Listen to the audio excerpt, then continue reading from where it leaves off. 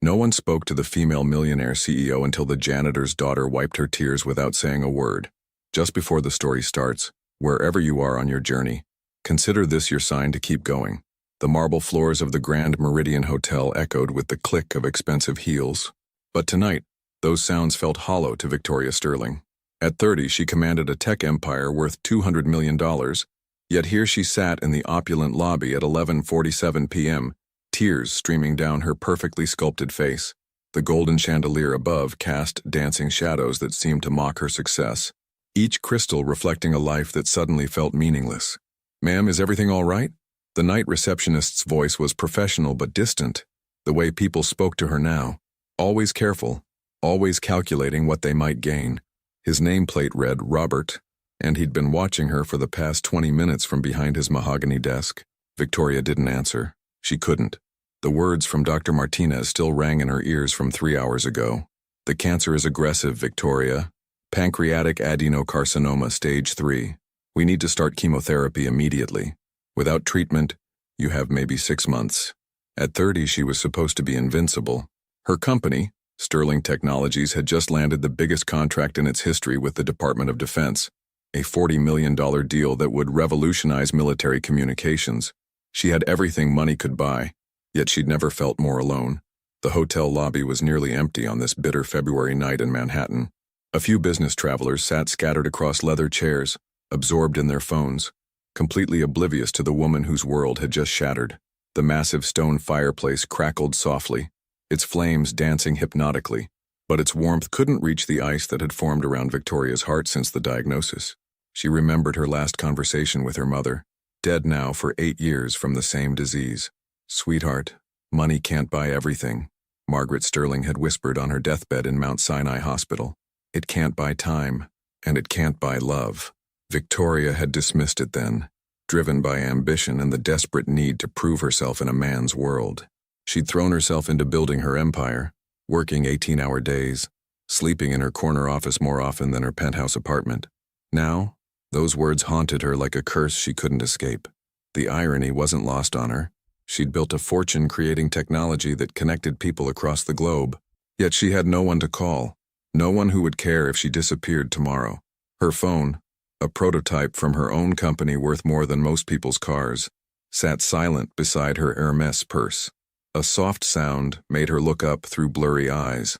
A small figure approached, a little girl with chocolate-brown pigtails, maybe 5 years old, wearing a simple pink dress that had clearly been washed and mended countless times. The child's dark eyes held a wisdom that seemed impossible for her age, and she moved with the quiet confidence of someone who'd learned to navigate adult spaces carefully. Without saying a word, the little girl reached into her tiny pocket and pulled out a crumpled tissue, the kind that comes in cheap dispensers, not the imported Egyptian cotton ones Victoria was accustomed to. She gently touched Victoria's cheek, wiping away tears that Victoria hadn't even realized were still falling, her small fingers as gentle as butterfly wings. "My daddy says crying makes the hurt come out so healing can come in," the child whispered in a voice like summer rain, her words carrying the unconscious poetry that only children possess. Victoria stared, speechless. When was the last time anyone had touched her with such pure, unconditional kindness? When had anyone last offered comfort without expecting something in return? "Sophia, Sophia Marie, get back here right now," a man's voice called urgently from across the lobby, panic evident in his tone. Marcus Washington hurried across the marble floor, his blue janitorial uniform still damp with cleaning solution from the evening's work on the 15th floor executive suites. At 33, his broad shoulders carried more than just the weight of mop buckets and industrial vacuum cleaners. They carried the dreams of a man determined to give his daughter everything he never had, and the grief of losing the love of his life 2 years, 3 months, and 16 days ago. "I'm so sorry, ma'am," Marcus said breathlessly as he reached them, his calloused hands gently taking Sophia's shoulders, the hands of a man who worked with them every day, who'd built playground equipment and fixed broken toys, who'd learned to braid hair from YouTube videos because his little girl deserved to look pretty. "She wandered off while I was finishing up the 20th floor conference room.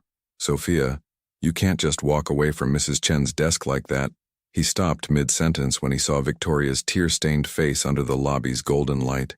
Something in her green eyes, a brokenness he recognized from his own mirror during those first months after Jennifer's funeral, made his prepared apology fade away like smoke. "She's fine," Victoria managed, her voice barely above a whisper, rough from crying. She looked down at Sophia, who was still standing close, her small hand resting on Victoria's silk Armani sleeve like she belonged there. She helped me, more than she knows." Marcus studied Victoria's face with the careful attention he'd learned working nights in the hotel. In his 3 years on the cleaning crew at the Grand Meridian, he'd seen plenty of wealthy guests come and go through these marble halls. Most barely acknowledged his existence, looking through him like he was part of the furniture. But this woman seemed different, vulnerable in a way that her expensive clothes and jewelry couldn't hide, broken in a way that money couldn't fix.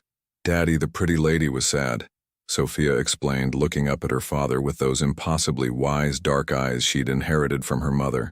"Like you were after Mommy went to heaven to be with the angels. Remember? You used to cry when you thought I was sleeping. But I could hear you in the kitchen."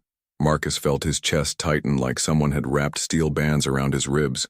Sophia's mother, Jennifer Marie Washington, had died in a car accident on a rainy Thursday evening 2 years ago, when Sophia was just 3. A drunk driver running a red light had stolen his wife, his best friend, his entire future in one devastating moment. Since then, it had been just the two of them against the world. A janitor with a GED and a little girl who saw angels, where others saw only emptiness.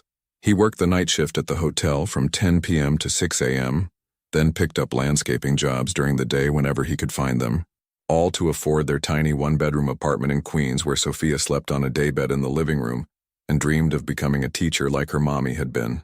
"Sometimes grown-ups get sad too, baby girl," Marcus said softly, kneeling to Sophia's level while keeping his eyes respectfully averted from Victoria. He'd learned long ago that people like her, people in $1,000 suits who lived in penthouses, existed in a different universe than people like him. Even when they're all grown up, they still get hurt inside. But Victoria surprised him by speaking directly to his daughter, her voice gentler than he'd expected. "What's your name, sweetheart?" "Sophia Marie Washington," the little girl announced proudly, standing straighter. "I'm 5 3/4 years old. Daddy says I'm going to be really smart like Mommy was. She was a teacher before she went to heaven." Victoria felt something crack deep in her chest. Not the cancer eating away at her pancreas, but something deeper, more fundamental. A wall she'd built brick by brick over years of corporate battles and boardroom betrayals. "That's a beautiful name for a beautiful smart girl," she said, and meant it more than any words she'd spoken in months. Marcus stood slowly, uncertainty written across his features. In his world, conversations with guests, especially wealthy ones crying in hotel lobbies at nearly midnight, simply didn't happen. He was invisible, part of the background, someone who cleaned up messes and emptied trash cans while the important people conducted their important lives. But something about this moment felt different, suspended outside the normal rules. "I should get her home," he said quietly, glancing at the reception desk where Mrs. Chen, the elderly night security coordinator, was pretending not to watch them. "Mrs. Chen keeps an eye on her during my shift, but it's way past Sophia's bedtime. She has preschool tomorrow morning at 9. "Wait," Victoria said suddenly, the word escaping before she could stop it. Both Marcus and Sophia turned back to her and she felt exposed under their gentle attention. Thank you, both of you. I haven't had anyone show me kindness like this in years." Marcus nodded awkwardly, still unsure of the protocol. In his experience, wealthy people didn't thank janitors for anything, let alone for something their children had done. "Come on, Soph. Say goodbye to the nice lady, and then we need to catch the 12:15 subway before the next one isn't until 1 a.m. But Sophia had other plans entirely. She stepped closer to Victoria, tilted her head with the serious expression children wear when they're about to say something they believe is very important, and asked, "Are you sick? You look like Daddy did when he had the big hurt inside after Mommy died. The kind of hurt that lives in your body and makes you cry even when nothing bad is happening right that minute." Victoria's breath caught in her throat like a physical thing. How could this 5-year-old child see what teams of board members, business associates, and supposed friends had missed entirely? How could someone so young recognize the particular grief of facing mortality? "Sophia," Marcus said quickly, embarrassment coloring his voice as he placed a protective hand on his daughter's shoulder. "We don't ask personal questions like that. It's not polite to—" "It's okay," Victoria interrupted, surprising them both with the firmness in her voice. She looked directly into Sophia's trusting dark eyes, seeing something pure and honest that she'd forgotten existed in the world. "Yes, sweetheart. I am sick. Very sick." "Did you tell the doctors about it?" Sophia asked with the matter-of-fact concern of a child who'd spent too much time around hospitals and medical conversations. "Doctors are good at fixing people when they're broken. They helped Grandpa Joe when his heart got broken inside his chest." Marcus's throat tightened as memories flooded back. Joe Washington, his father and the only parent he'd ever really known, had suffered a massive heart attack 6 months ago while working his second job as a security guard at a warehouse in Brooklyn. The medical bills had nearly destroyed Marcus financially, eating up the small savings he'd managed to accumulate over years of careful budgeting and sacrifice. He was still paying them off $20 here, $50 there, whenever he could manage it without letting Sophia go without something she needed. Victoria watched the silent exchange between father and daughter, seeing layers of struggle and love and determination that her world of corporate maneuvering had never prepared her to understand. "The doctors are going to try to help me," Victoria said carefully, choosing her words for Sophia's young ears while her mind raced with the brutal reality Dr. Martinez had laid out. Chemotherapy starting Monday, surgery if she was lucky, months of treatment that might buy her time but couldn't promise her life. But sometimes being sick is very complicated, even for doctors. Sophia nodded sagely, as if this made perfect sense to her. "That's okay. Sometimes it takes a long time to fix things that are really broken. Like when I broke Daddy's favorite mug, the one with Mommy's picture on it. We couldn't fix it with glue, but Daddy found someone special who could put it back together so you could barely see the cracks." Marcus felt his heart squeeze. That mug, a Father's Day gift from Janitor 3 years ago, had been his most treasured possession. When Sophia accidentally knocked it off the kitchen counter last month, she'd cried for hours, convinced she'd destroyed something irreplaceable. He'd spent 2 weeks and $60 he couldn't really afford to have it professionally restored by an artist in Greenwich Village, because some things were worth more than money. "Your daddy sounds like a very smart man," Victoria said, glancing up at Marcus with something that might have been respect. It was a foreign expression on the face of someone from her world, and it made him stand a little straighter. "He is," Sophia confirmed. "He knows how to fix lots of things. He fixed my bike when the chain came off, and he learned how to make French braids from the computer, so my hair would look pretty like the other girls at school. And he makes the best grilled cheese sandwiches in the whole world, even though we only have the regular cheese, not the fancy kind." Victoria found herself smiling, actually smiling, for the first time since sitting in Dr. Martinez's sterile office. "French braids are very difficult. I never learned how to do them." "Daddy could teach you," Sophia offered with the generous innocence of childhood. "He's really good at teaching things. He taught me how to ride my bike and how to tie my shoes and how to read some words before I even started school." The idea of Marcus Washington, this janitor with calloused hands and a kind face, teaching her anything seemed absurd. Victoria Sterling learned from Harvard professors and Fortune 500 CEOs and international consultants who charged $1,000 an hour for their expertise. But something about Sophia's simple faith in her father's abilities touched a place in Victoria's heart she'd forgotten existed. "That's very sweet of you to offer," Victoria said gently. She looked at Marcus, really looked at him for the first time.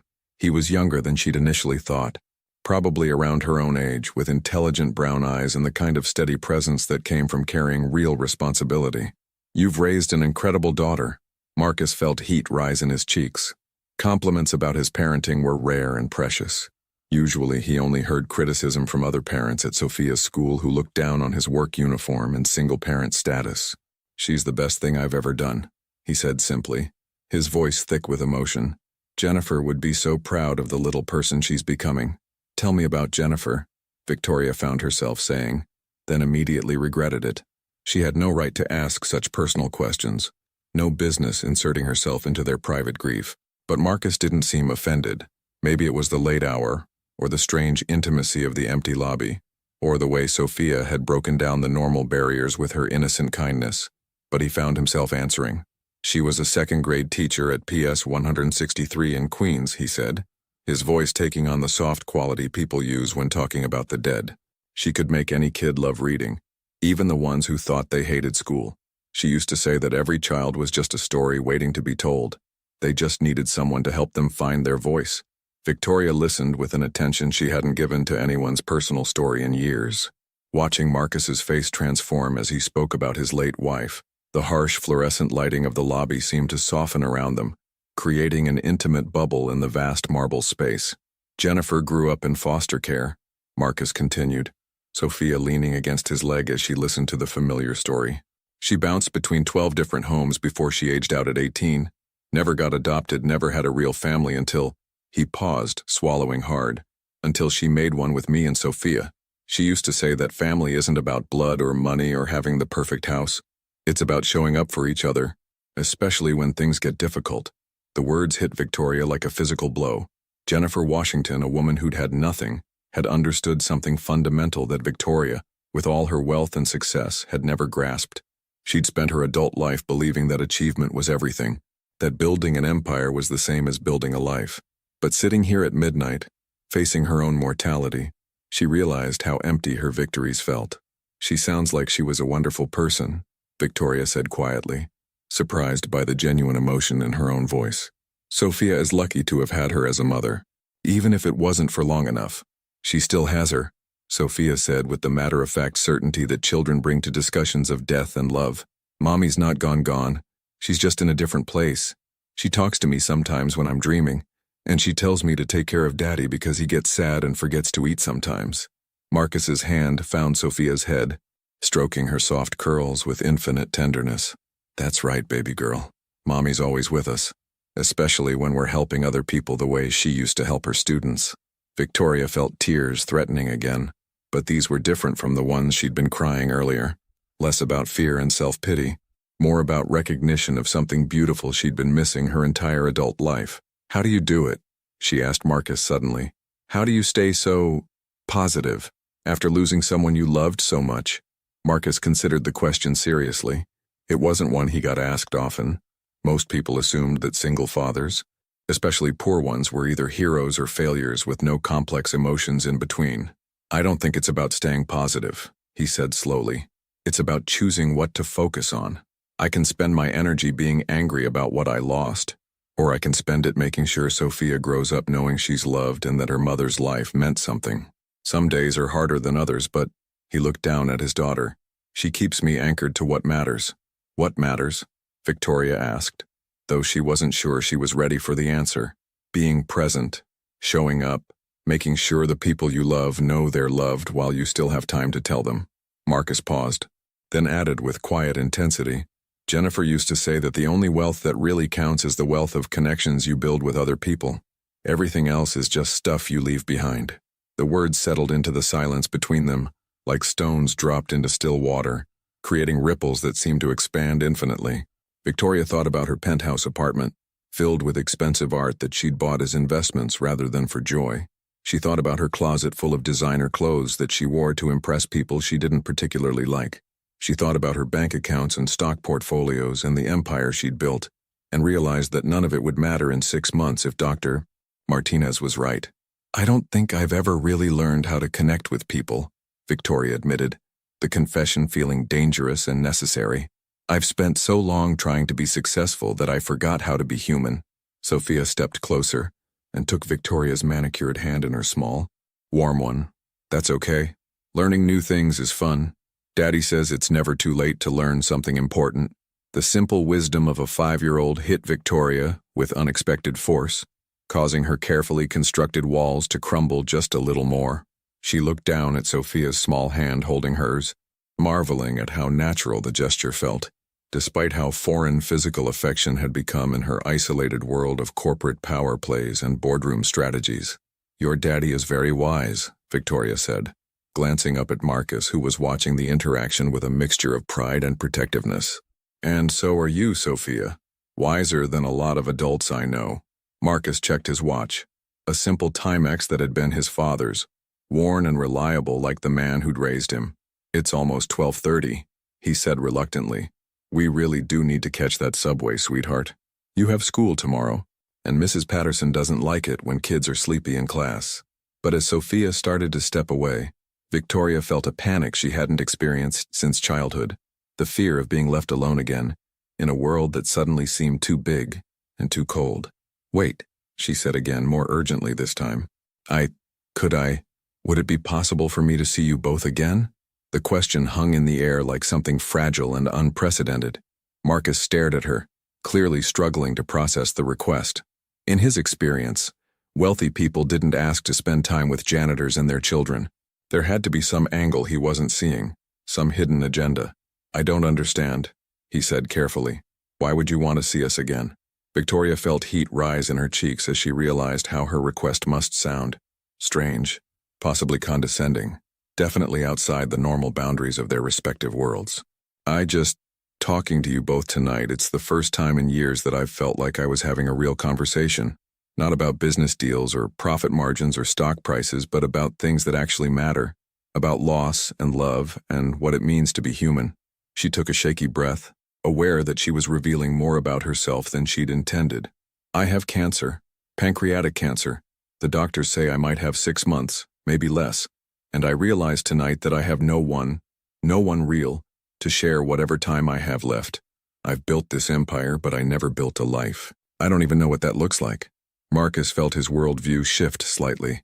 He'd assumed her tears were about something fixable, a business deal gone wrong, a relationship problem, the kind of troubles that money could solve. But cancer was different. Cancer was the great equalizer that didn't care about bank accounts or social status. "I'm sorry," he said sincerely. That's really tough. Cancer took my mom when I was 15, so I know how scary that diagnosis can be. The thing is," Victoria continued, emboldened by his understanding, "tonight with Sophia wiping my tears and you both just being so genuine and kind, I remembered what it felt like to be around people who see you as a person instead of a business opportunity. I know this is unusual, and I know we come from completely different worlds, but would you consider letting me spend some time with you? Maybe I could learn from you what Jennifer meant about real wealth being the connections we build." Sophia looked up at her father with hopeful eyes. "Can we, Daddy? She seems really lonely, and Mommy always said we should help lonely people feel better." Marcus found himself at a crossroads he'd never expected to face. Every practical instinct told him to politely decline and walk away. Their lives had nothing in common, and getting involved with wealthy people usually led to complications he couldn't afford. But something in Victoria's eyes reminded him of his own reflection during those first desperate months after Jennifer's death. Lost, afraid, and desperately needing human connection. "I guess we could meet for coffee sometime," he said slowly. "There's a diner near Sophia's school where we go on Saturday mornings. Nothing fancy, but they make good pancakes." Victoria felt something loosen in her chest. Relief, gratitude, and the first flutter of hope she'd experienced since Dr. Martinez's devastating words, "I would love that, more than you know." As they exchanged contact information, Sophia squeezed Victoria's hand one more time. "Don't worry," she whispered. "Things that seem really broken can get better. Sometimes they get better in ways you never expected." Marcus scooped up his daughter, and as they walked toward the hotel's exit, Victoria realized that for the first time in years, she was looking forward to tomorrow. Saturday morning arrived with the kind of crisp March air that promised spring was fighting its way through winter's last stand. Victoria Sterling sat in her black Tesla outside Murphy's Diner on Northern Boulevard in Queens, staring at the modest establishment through her tinted windows. The contrast between this world and her usual Saturday brunches at the plaza couldn't have been starker. Cracked sidewalks instead of marble steps, hand-painted signs instead of gold lettering, working families instead of Manhattan's elite. She'd spent 3 sleepless nights since their encounter at the hotel, replaying every word of their conversation, while chemotherapy brochures sat unopened on her kitchen counter. Dr. Martinez had called twice. His secretary had called 4 times, and her business partner David Chen had left increasingly frantic voicemails about the board meeting she'd missed on Thursday. But for the first time in her adult life, Victoria found herself caring more about a coffee date with a janitor and his 5-year-old daughter than about quarterly projections and market dominance. Through the diner's steamed windows, she could see Marcus and Sophia already seated in a corner booth, Sophia's legs swinging freely as she colored in what appeared to be a children's menu. Marcus was reading a newspaper, an actual paper newspaper, while occasionally glancing up to answer whatever questions his daughter was asking. The scene was so perfectly ordinary, so beautifully mundane that Victoria felt like an anthropologist observing a foreign culture. Her phone buzzed insistently. David Chen's name flashed on the screen for the 7th time that morning. She declined the call and turned off the phone entirely, a gesture that would have been unthinkable just a week ago. Victoria Sterling was always available, always connected, always ready to make the decision that would move Sterling Technologies forward. But sitting outside this diner, she realized that Empire felt as distant as the moon. Taking a deep breath that did nothing to calm her racing heart, Victoria stepped out of her car and walked toward the diner's entrance. She'd chosen her outfit carefully. Dark jeans that cost more than Marcus probably made in a week, but jeans nonetheless, paired with a simple cashmere sweater and boots that were expensive but understated. She wanted to fit in, though she suspected that goal was impossible regardless of what she wore. The bell above the door chimed as she entered, and the warm smell of bacon grease and coffee enveloped her like a hug. The interior was exactly what she'd expected. Vinyl booths with small tiers repaired with duct tape, formica tables with coffee ring stains, and walls covered with faded photographs of local high school sports teams and community events. It was the kind of place where everyone knew everyone, where regulars had their own coffee mugs, where the waitresses called customers honey, and meant it. Sophia spotted her first and waved enthusiastically, nearly knocking over her orange juice in her excitement. Victoria, Victoria, you came. Daddy, she really came.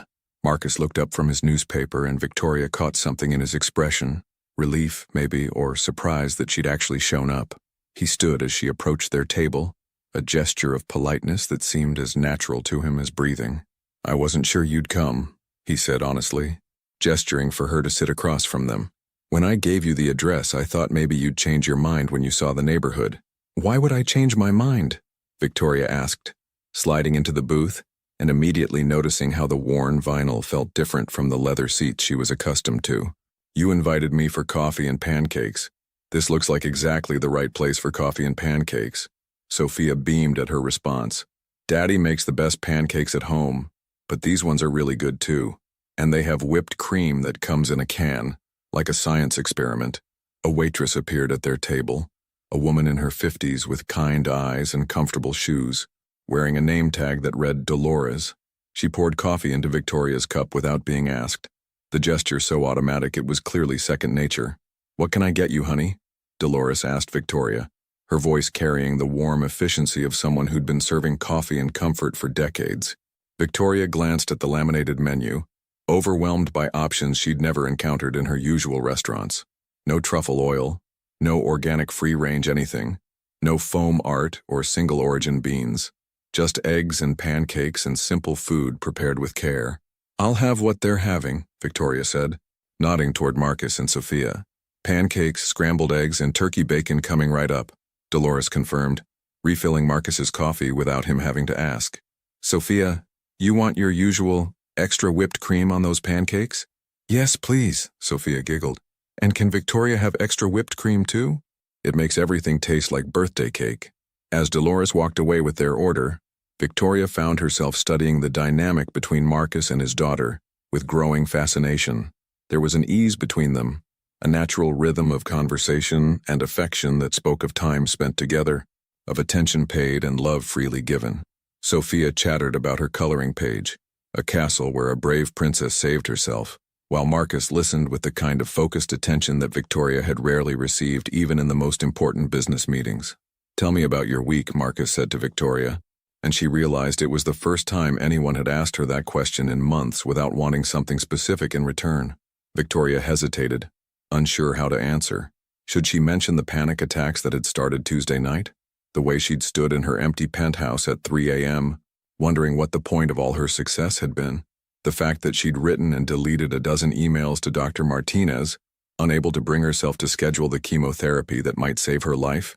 It's been complicated, she said finally. Marcus studied Victoria's face across the table, noting the careful way she chose her words and the shadows under her eyes that expensive concealer couldn't quite hide. He recognized the look of someone carrying a burden too heavy to share easily. He'd worn that expression himself for months after Jennifer's death, when well-meaning people asked how he was doing, and he had to decide between honesty and politeness. Complicated how? He asked gently, stirring sugar into his coffee while Sophia continued working on her coloring page, completely absorbed in selecting the perfect shade of purple for the princess's dress. Victoria found herself caught off guard by the directness of the question. In her world, complicated was usually code for don't ask, a polite way of deflecting curiosity without causing offense. But Marcus's question felt different. Not invasive, but genuinely interested, as if he actually wanted to understand her answer. "I keep thinking about what you said the other night," she began slowly, wrapping her hands around her coffee mug for warmth. "About choosing what to focus on. About the wealth of connections versus the wealth of things. I've been trying to figure out how someone goes about changing their entire life when they're 30 years old and have no idea where to start." Sophia looked up from her coloring. "Daddy changed his whole life after Mommy died. He used to work in an office with a tie and everything, but then he decided to do different work so he could be home with me more. Change is scary, but sometimes it's good." Victoria stared at the little girl, then at Marcus. "You worked in an office?" Marcus felt heat rise in his cheeks. He'd hoped that detail wouldn't come up, at least not so early in their friendship. "I had a job in accounting at a mid-size firm in Manhattan. Nothing glamorous, but it paid well and had good benefits. After Jennifer died, though, I realized that working 60-hour weeks meant missing too much of Sophia's life. The office job would have given her financial security, but it wouldn't have given her a father who was actually present." The admission hung between them like a bridge Victoria wasn't sure how to cross. She'd assumed Marcus had always been a janitor, that his current circumstances reflected his education and ambitions, rather than a conscious choice to prioritize family over financial advancement. The revelation forced her to reconsider everything she thought she understood about success and sacrifice. "So you gave up a career to take care of Sophia?" Victoria asked, trying to process this information against everything she'd believed about professional achievement. "I gave up a job to be a father," Marcus corrected gently. "The career was Jennifer's dream for me, not mine. She thought I should aim higher, push for promotions, build something impressive, but after she died, I realized that the only thing I really wanted to build was a good life for our daughter. The janitorial work pays enough for our needs, and it means I can walk Sophia to school every morning and be home when she gets back." Dolores arrived with their food, setting down plates of pancakes that were perfectly golden and stacked high with butter melting down the sides. Sophia's eyes lit up as the waitress added a generous dollop of whipped cream to her stack, creating a small mountain of sweetness that made her clap her hands in delight. "This looks amazing," Victoria said, and meant it. She couldn't remember the last time food had looked so appealing, so completely free from the pretension and artifice that characterized her usual dining experiences. As they began eating, Sophia kept up a steady stream of conversation, telling Victoria about her teacher, Mrs. Patterson, about the book she was learning to read, about the friend who had taught her how to skip rope during recess. Her stories were small and ordinary, and filled with the kind of wonder that adults forgot how to feel. "Mrs. Patterson says I'm really good at helping other kids with their reading," Sophia announced proudly through a mouthful of pancake. "She says I have a gift for making people feel better when they're frustrated, like Mommy did." Victoria watched Marcus's face transform at the mention of his late wife's teaching abilities. "Jennifer had this incredible ability to see what each student needed," he said softly. "Some kids needed encouragement, some needed challenge, some just needed someone to believe in them. She could look at a child who was struggling and immediately know how to reach them. It sounds like Sophia inherited that gift," Victoria observed, remembering how naturally the little girl had offered comfort in the hotel lobby. "She did," Marcus agreed, pride evident in his voice. "Sometimes I think Jennifer sent me the perfect helper. Sophia has this way of knowing exactly what people need, even when they don't know it themselves." Victoria felt tears threatening again, but these were different from the desperate, frightened tears she'd cried in the hotel. These felt cleaner somehow, connected to gratitude rather than self-pity. "She certainly knew what I needed that night." "What did you need?" Sophia asked with the innocent directness that only children possessed. Victoria considered the question seriously. "I needed to remember that there are still kind people in the world. I needed to be reminded that money and success aren't the only things that matter. And I needed—" She paused, surprised by what she was about to admit. "I needed to not feel so alone." Sophia reached across the table and patted Victoria's hand with syrup-sticky fingers. "You're not alone now. You have us." The simple declaration hit Victoria with unexpected force.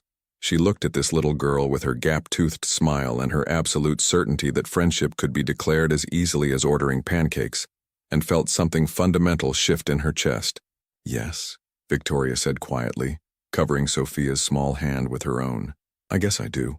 2 weeks later, Victoria found herself in a place she never could have imagined, sitting on a park bench in Flushing Meadows, watching Sophia navigate the playground equipment with the fearless confidence of childhood. while Marcus stood nearby, ever vigilant but allowing his daughter the freedom to explore and climb and occasionally fall down and get back up again. The chemotherapy had started the previous Monday, and Victoria was discovering that the physical effects were even worse than Dr. Martinez had warned. The nausea came in waves that left her dizzy and disoriented. The fatigue was like carrying invisible weights attached to every limb, and her immune system was so compromised that she'd taken to wearing a surgical mask in public places. But somehow, spending time with Marcus and Sophia made the side effects feel bearable, gave her something to look forward to that had nothing to do with blood counts or tumor markers. "How are you really feeling?" Marcus asked, settling onto the bench beside her with 2 cups of coffee from the cart near the playground entrance. He'd learned to read the subtle signs of her discomfort. The way she pressed her lips together when nausea hit, the careful way she moved when her energy was low, the forced brightness in her voice when she was trying to pretend everything was fine. Victoria accepted the coffee gratefully, wrapping her fingers around the warm cup. "Like someone replaced my blood with sand and my bones with lead," she said honestly. "But also, lighter somehow? Does that make sense?" Marcus nodded. "Grief can feel like that too. Everything is heavier and lighter at the same time. Heavier because you're carrying something difficult. Lighter because you're not pretending anymore that everything is fine." The observation was so accurate that Victoria felt tears prick at her eyes.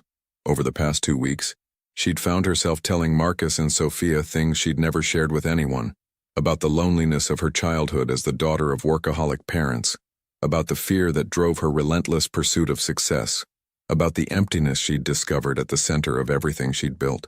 With them, pretending felt impossible and unnecessary. "I told my business partner about the cancer yesterday," Victoria said quietly, watching Sophia hang upside down from the monkey bars with complete trust that her body would hold her safely. "David Chen. We've worked together for 8 years, built the company from nothing. I thought he was my closest friend." Marcus waited, sensing there was more to the story. "He wanted to know how long I could keep working before the treatments made me unreliable," Victoria continued, her voice bitter with disappointment. "His first concern wasn't my health or my fear or how he could support me. It was about minimizing the impact on our Q2 projections." "I'm sorry," Marcus said simply. "That must have hurt." It did. But it also clarified something important. I spent years building what I thought were relationships, but they were really just professional arrangements. Mutual benefit disguised as friendship. David cares about me as long as I'm useful to Sterling Technologies. The moment I become a liability, she shrugged, the gesture conveying years of disillusionment. Sophia appeared in front of them suddenly, breathing hard from her playground adventures, her cheeks flushed pink with exertion and joy. "Victoria, did you see me on the big slide? I went down backwards and didn't get scared even once." "I saw you," Victoria said, smiling despite the heaviness of their conversation. "You were incredibly brave. I don't think I would have been that brave when I was your age." "You're brave now," Sophia said matter-of-factly, climbing onto the bench between Victoria and her father. "Fighting the sickness in your body is really brave, and being our friend even though we're different from your other friends, that's brave too." Victoria felt her breath catch. Out of the mouths of babes, she thought, marveling at how this child could cut straight to the heart of things that adults spent years learning to understand. "Speaking of being different," Marcus said carefully, "I should probably tell you something about why I really left the accounting job." Victoria turned to look at him, noting the tension that had crept into his shoulders. "You don't have to tell me anything you don't want to share." "I want to," Marcus said, "but it might change how you see me, and I guess I'm scared of losing this friendship before it really has a chance to grow." Sophia leaned against her father's arm, offering silent support in the way children do when they sense adult anxiety without fully understanding its source. "I was fired," Marcus said quietly. "Not for poor performance or attendance issues, but because I made a mistake. A big one. I was processing the books for one of our major clients, and I missed a discrepancy in their quarterly reports. It turned out they were embezzling funds, not huge amounts, but enough to matter. When the irregularities were discovered during an audit, my supervisors blamed me for not catching it sooner." Victoria listened without judgment, recognizing the shame in his voice, and remembering her own professional failures and the fear that had driven so many of her decisions. "The truth is, I probably should have caught it," Marcus continued. "I was distracted, grieving, trying to handle Jennifer's medical bills and take care of Sophia, and still do my job at the level they expected. Something had to give, and it was my attention to detail. But instead of acknowledging that I was struggling and needed support, I tried to handle everything alone. Pride, I guess. What happened to the client?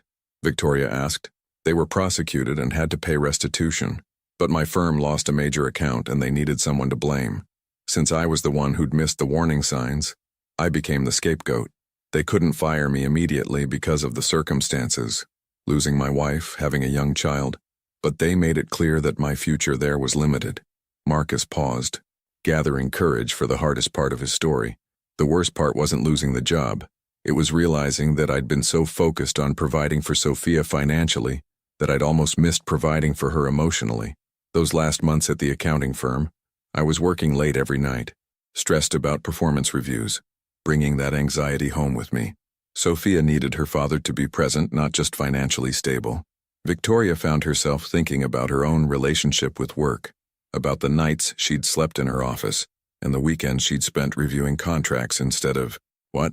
She'd never had anyone who needed her presence the way Sophia needed Marcus. So you chose her over the career, Victoria said. I chose us over everything else, Marcus corrected, and it was the best decision I ever made. April arrived with the kind of surprising warmth that made New Yorkers shed their winter coats and remember why they loved their city despite everything else. Victoria sat in the passenger seat of Marcus's aging Honda Civic, watching the familiar landmarks of Manhattan give way to the suburban neighborhoods of Long Island. They were driving to visit Marcus's father, Joe Washington, and Victoria had been nervous about the meeting for days. The chemotherapy was taking its toll more aggressively now. Victoria had lost 15 pounds and most of her hair, which she'd covered with an expensive silk scarf that Sophia had declared prettier than a princess crown. Her energy came in unpredictable waves, and some days she could barely manage to get dressed, let alone maintain the facade of running Sterling Technologies. She'd finally taken a medical leave of absence, turning daily operations over to David Chen with a mixture of relief and terror. Tell me about your father again, Victoria said, adjusting the air conditioning vent away from her face. The smell of the car, a mixture of coffee, Sophia's apple juice boxes, and Marcus's aftershave, had become comforting to her, representing the real world she'd discovered existed outside her penthouse and corporate boardrooms. Dad's been living in the same house in Levittown for 35 years, Marcus said, glancing in the rearview mirror at Sophia, who was absorbed in a picture book. He worked construction until his heart attack, raised me alone after my mom died when I was 12. He's direct, sometimes brutally honest, but he has this way of seeing straight through to what matters. Sophia looked up from her book. Grandpa Joe makes the best chocolate chip cookies in the world. And he taught me how to play checkers. He says I'm almost smart enough to beat him, but not quite yet. Victoria smiled at the little girl's confidence. Over the past month, Sophia had become a constant source of wonder and wisdom, her observations about life cutting through Victoria's carefully constructed defenses with the precision of a surgeon's scalpel. The child had an uncanny ability to ask exactly the right questions at exactly the right moments, as if Jennifer's spirit was indeed guiding her daughter's intuitive understanding of human nature. Is he going to like me? Victoria asked, and immediately felt foolish for the question. She was 30 years old, worth millions of dollars, and commanded rooms full of powerful executives. Yet she was worried about impressing a retired construction worker. He's going to see right through any pretense to who you really are, Marcus said honestly. Dad doesn't care about money or status or any of that. He cares about character, about how people treat others when they think no one important is watching. The observation made Victoria uncomfortable because she wasn't sure what Joe Washington would see when he looked at her. The woman who'd built Sterling Technologies had been ruthless when necessary, calculating in her business relationships, willing to sacrifice personal connections for professional advancement. But the woman sitting in this Honda Civic, wearing jeans and a simple sweater, holding hands with a 5-year-old who saw angels where others saw emptiness, who was she? They pulled into the driveway of a modest ranch house with a meticulously maintained front yard and flower boxes under every window. An older man emerged from the front door before they'd even gotten out of the car, tall and lean like Marcus, with silver hair and kind eyes that held the same steady presence Victoria had come to associate with his son. "There's my favorite granddaughter," Joe Washington called out, arms spread wide as Sophia ran to him with the abandon of unconditional love. Grandpa Joe, we brought Victoria to meet you," Sophia announced as Joe scooped her up in a hug that lifted her feet off the ground. "She's the one I told you about, the one who was sad at Daddy's work."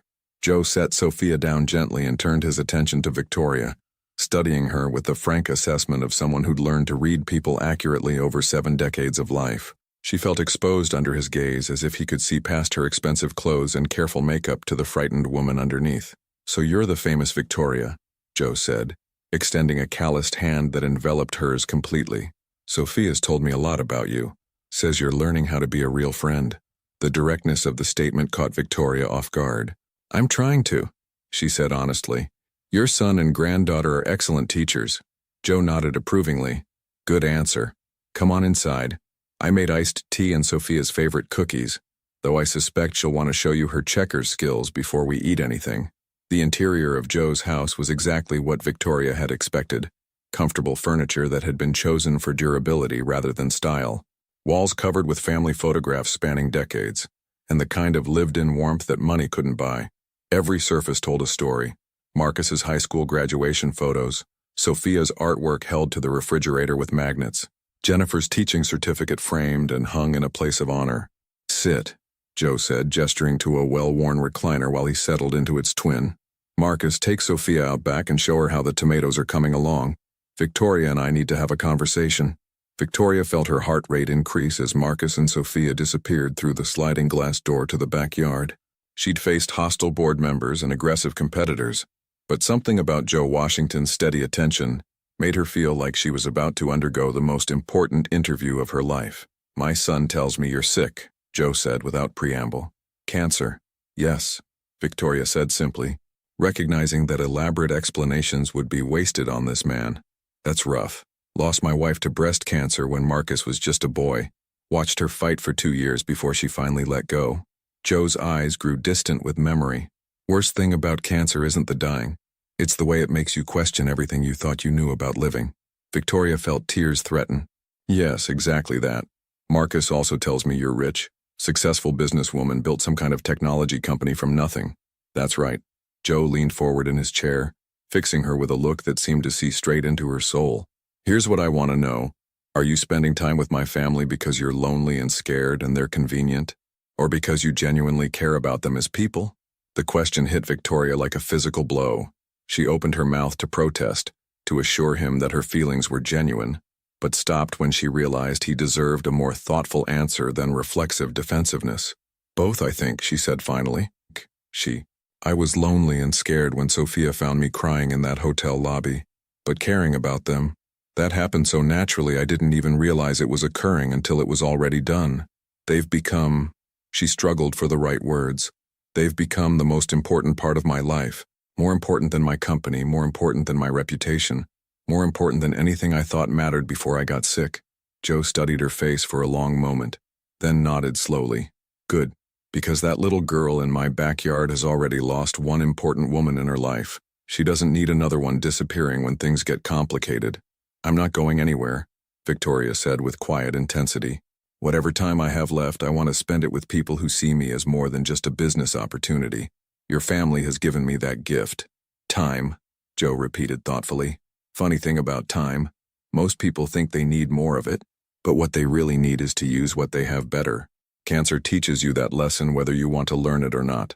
Through the sliding glass door, Victoria could see Marcus and Sophia examining tomato plants, their heads bent together in serious consultation about something that was clearly very important to a 5-year-old's understanding of gardening. "They're good people," Joe said, following her gaze. "Marcus gave up a lot to be the father Sophia needed after Jennifer died. Not many men would have made that choice. He told me about the accounting job." "Did he tell you about the sacrifices?" Joe asked. "The nights he ate peanut butter sandwiches so Sophia could have real meals? The way he sold Jennifer's engagement ring to pay for her preschool tuition? The job interviews he turned down because they would have required travel?" Victoria felt her chest tighten. Marcus had never mentioned these details, had never presented himself as a martyr or asked for sympathy. "No, he didn't tell me any of that, because that's not who he is. Marcus doesn't keep score of his sacrifices. He just makes them and moves forward. But I want you to understand what you're dealing with here. This isn't a man who makes commitments lightly, and it's not a family that opens their hearts casually. If you're going to be part of their lives, you need to be all in." The weight of Joe's words settled over Victoria like a blanket, warm and heavy and slightly overwhelming. She thought about the relationship she'd maintained throughout her adult life, careful, calculated, always with an exit strategy. But sitting in this living room, looking at pictures of a family who'd learned to hold tightly to what mattered, she realized that some commitments were meant to be permanent. "I understand," Victoria said quietly, "and I'm all in." The call came at 3:17 a.m. on a Tuesday in late May, jolting Victoria from the restless sleep that had become her new normal. Marcus's name appeared on her phone screen, and she answered immediately, her heart racing with the kind of dread that only comes with middle-of-the-night phone calls. "Victoria, I'm sorry to wake you, but I need help." Marcus's voice was tight with controlled panic. "Sophia's running a high fever, 104 degrees, and she's been vomiting for the past hour. I'm at Queen's General Emergency Room, but they're backed up and we've been waiting for 2 hours. She's asking for you." Victoria was already pulling on clothes before Marcus finished speaking. "I'll be there in 20 minutes. Have you been able to speak with a doctor yet? They said it could be another hour before anyone can see her properly. The triage nurse thinks it might be food poisoning or a stomach virus, but with her fever this high," Marcus's voice broke slightly, "I keep thinking about all the times Jennifer brought sick kids to the hospital when she was teaching. She always said the waiting was the worst part. Keep her hydrated if you can and try to stay calm," Victoria said, grabbing her keys and heading for the elevator. "Children pick up on parental anxiety, and Sophia needs you to be steady right now. I'm on my way." The drive to Queen's General felt endless despite the empty roads. Victoria found herself praying to a God she hadn't spoken to since childhood, making bargains and promises with the desperation of someone who'd already lost too much and couldn't bear to lose more. Sophia had become the bright center of her new world, the child who'd taught her what unconditional love looked like, and the thought of anything serious being wrong felt like facing a second cancer diagnosis. She found them in the emergency room waiting area, Marcus pacing anxiously while Sophia lay curled up on his lap, pale and listless in a way that made Victoria's heart clench. The little girl's normally bright eyes were glassy with fever, and she barely lifted her head when Victoria approached. "Hey, sweetheart," Victoria said softly, kneeling beside their chairs and stroking Sophia's damp hair. "I hear you're not feeling very good." "Victoria," Sophia whispered, reaching out with a trembling hand. "My tummy hurts really bad and everything feels too hot and too cold at the same time." "I know, baby. That's what happens when your body is fighting off germs," Victoria said, taking Sophia's small hand in both of hers. "But you know what? You're in exactly the right place to get better. The doctors here are going to figure out what's making you sick and fix it." Marcus watched the interaction with a mixture of gratitude and something deeper, a recognition that Victoria's presence was as much for his benefit as for Sophia's. Over the past 3 months, she'd become integral to their small family unit, showing up for school plays and playground visits and ordinary Tuesday evenings, with the consistency of someone who'd chosen them deliberately and permanently. "How long has she been like this?" Victoria asked quietly. "It started around 10 p.m. with the vomiting," Marcus said, settling back into his chair with Sophia still curled against his chest. "The fever spiked about an hour later. I gave her children's Tylenol, but it doesn't seem to be helping much." Victoria studied Sophia's flushed face and made a decision that would have been unthinkable 4 months ago. "Wait here. I'll be right back." She walked directly to the reception desk where a harried-looking nurse was fielding complaints from other waiting families. "Excuse me, I need to speak with someone about Sophia Washington. She's 5 years old, running a 104-degree fever, and has been waiting over 2 hours to see a doctor." "Ma'am, I understand your concern, but we're triaging based on severity of symptoms and—" Victoria pulled out her phone and dialed a number she'd hoped never to use for personal reasons. "Dr. Martinez? It's Victoria Sterling. I know it's late, but I need a favor. I'm at Queen's General with friends of mine, a 5-year-old with a high fever who's been waiting hours for medical attention. Is there anyone you know here who could expedite things?" The conversation was brief but effective. Within 15 minutes, a pediatric resident named Dr. Kim was examining Sophia in a proper treatment room, taking her temperature and asking careful questions about her symptoms while Marcus held her hand, and Victoria stood nearby, feeling helpless but grateful to be included. "The good news is that this appears to be a straightforward stomach virus," Dr. Kim announced after completing his examination. "Her lungs are clear, her throat looks fine, and the fever is responding to the IV fluids we've given her. These bugs are going around the schools right now, highly contagious but not dangerous in healthy children." Marcus sagged with relief. "So she's going to be okay?" "She's going to be fine," Dr. Kim confirmed. Keep her hydrated, let her rest, and the fever should break within 24 to 48 hours. Bring her back if she shows any signs of dehydration or if the fever goes above 105, but I expect she'll be back to her normal self by the weekend." As they prepared to leave the hospital, Sophia fell asleep in Marcus's arms, her fever finally beginning to break. Victoria walked beside them to the parking garage, struck by how natural it felt to be part of this crisis, how right it seemed to be the person Marcus called when he needed help. "Thank you," Marcus said quietly as they reached his car, "for coming, for making the call, for being here. I know you have your own health issues to worry about and—" "Don't," Victoria interrupted gently. "Don't thank me for showing up for people I love. That's not something that deserves gratitude. It's just what family does." The word hung between them in the humid night air, full of weight and promise and the kind of commitment that couldn't be taken back once spoken. "Family," Marcus repeated softly, testing the word. "Family," Victoria confirmed, and realized she'd never meant anything more completely in her entire life. As Marcus drove away with Sophia sleeping peacefully in her car seat, Victoria sat in her own car for a long time, thinking about the phone call she'd made and the favors she'd called in without hesitation. For 30 years, she'd built networks and accumulated influence for the advancement of Sterling Technologies. Tonight, for the first time, she'd used that power for something infinitely more important. Her phone buzzed with a text from Dr. Martinez. "Hope your friend's daughter is feeling better. Also, wanted to let you know your latest scans came back. Some encouraging signs. We should talk soon." Victoria read the message twice, surprised to realize that her own prognosis felt secondary to Sophia's recovery. 6 months ago, news about her cancer would have dominated every thought and emotion. Now it was just one factor among many in a life that had become beautifully complicated, complex, and worth fighting for. She drove home through the empty streets of Queens and Manhattan, past the hotel where this all began, thinking about the strange mathematics of love and how it multiplied rather than divided when shared with the right people. 6 months later, Victoria Sterling stood in the backyard of Joe Washington's house, watching Sophia chase fireflies in the gathering dusk of a perfect July evening. The little girl's laughter carried across the yard like music, punctuated by her excited announcements each time she managed to cup one of the glowing insects in her small hands, before carefully releasing it back into the summer air.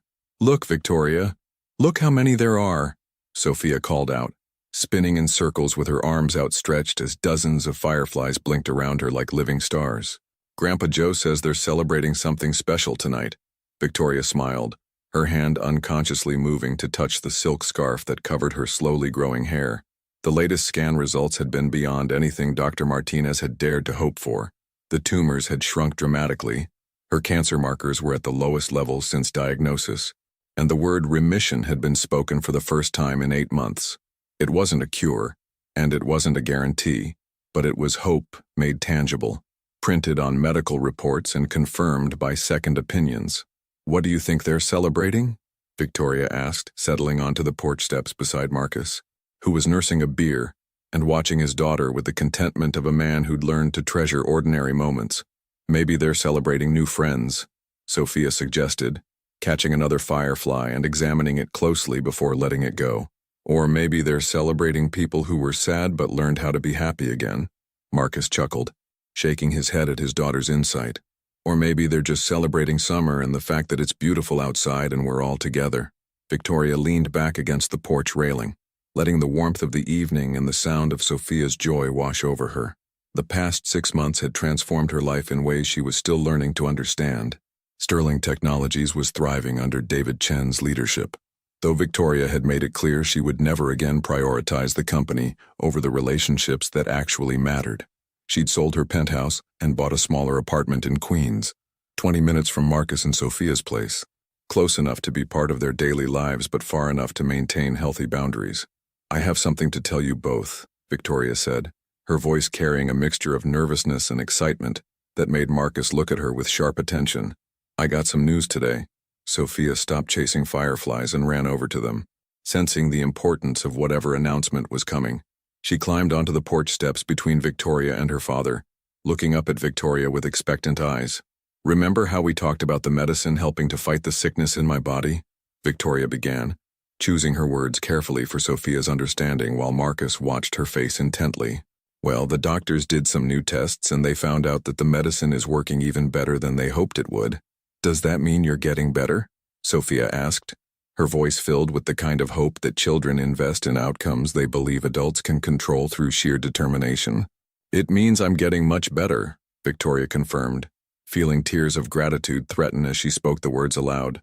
The doctors think that with continued treatment, I have a very good chance of being healthy for a very long time. Maybe even, she paused, still afraid to say it, maybe even a normal lifespan. Marcus set down his beer and turned to face her fully, his eyes bright with emotion. Victoria, that's incredible. When did you find out? This afternoon. Dr. Martinez called with the results, and I asked him 3 times to repeat what he was telling me because I couldn't believe it was real. Victoria wiped at her eyes, laughing through her tears. I wanted to call you immediately, but I also wanted to tell you in person, together, because... She looked at Sophia, then at Marcus. Because you're the people who matter most to me. You're the people I want to share good news with. Sophia launched herself into Victoria's arms with the enthusiastic physicality of a child who'd never learned to moderate her affection. I knew it, she announced confidently. I knew the doctors would figure out how to fix you. Mommy told me in a dream that everything was going to be okay. Victoria held Sophia tightly, breathing in the scent of summer and childhood and infinite possibility. Over the little girl's shoulder, she met Marcus's eyes and saw her own overwhelming gratitude reflected back at her. There's something else, Victoria said when Sophia finally pulled back to look at her. Something I've been thinking about for weeks, and this news today made me realize I don't want to wait any longer to ask. Marcus raised an eyebrow, curious about what other surprises Victoria might have in store. I've been wondering, Victoria continued, her heart racing with nervousness, how you would both feel about me being a more official part of this family. Not in any way that changes what you have together, but in a way that makes it clear that I'm committed to being here for the long term, for school plays and birthday parties and ordinary Tuesday nights and whatever else comes. Sophia clapped her hands together with delight. Like being my bonus mom? The way some kids have step-parents, but you'd be like an extra parent who chose us? The description was so perfectly accurate, so beautifully simple in the way that only children could make complicated adult emotions, that Victoria felt her breath catch with wonder. Exactly like that, sweetheart. If that's something you and your daddy would want. Marcus was quiet for a long moment, studying Victoria's face in the growing darkness, lit by the soft glow of Joe's porch light and the occasional flash of fireflies. When he finally spoke, his voice was thick with emotion. Jennifer used to say that family isn't just about the people you're born to. It's about the people who show up for you when showing up is difficult, he said softly. You've shown up for us in ways I never expected, ways that go far beyond friendship or obligation. Sophia loves you. I love you. And Dad thinks you hung the moon. If you want to be part of this family officially, then we want that too. Victoria felt a completeness she'd never experienced before, a sense of belonging that had nothing to do with achievement or accumulation, and everything to do with choice and commitment and the daily decision to love people well. Then it's settled, she said, pulling both Marcus and Sophia into a hug that felt like coming home. We're family. Joe appeared in the doorway behind them, having clearly been eavesdropping on their conversation with the shameless curiosity of a grandfather who cared deeply about his family's happiness. About time, he said gruffly, though his eyes were bright with approval. I was wondering when you two would figure out what Sophia and I already knew months ago. As the evening deepened and the fireflies continued their ancient dance, Victoria Sterling, successful businesswoman, cancer survivor, and newly minted bonus mom, sat on Joe Washington's porch steps surrounded by the people who'd taught her that the only wealth that really mattered was the wealth of connections built with intention, maintained with care, and deepened through the simple act of showing up for each other day after day. For as long as life allowed. The little girl who'd wiped her tears in a hotel lobby 8 months ago had given her everything she'd never known she needed, a family, a purpose, and the understanding that sometimes the most important journeys begin not with a destination in mind, but with a 5-year-old's fearless belief that broken things can always be healed with enough love and patience and the willingness to try. In the distance, the city hummed with its eternal rhythm of ambition and achievement.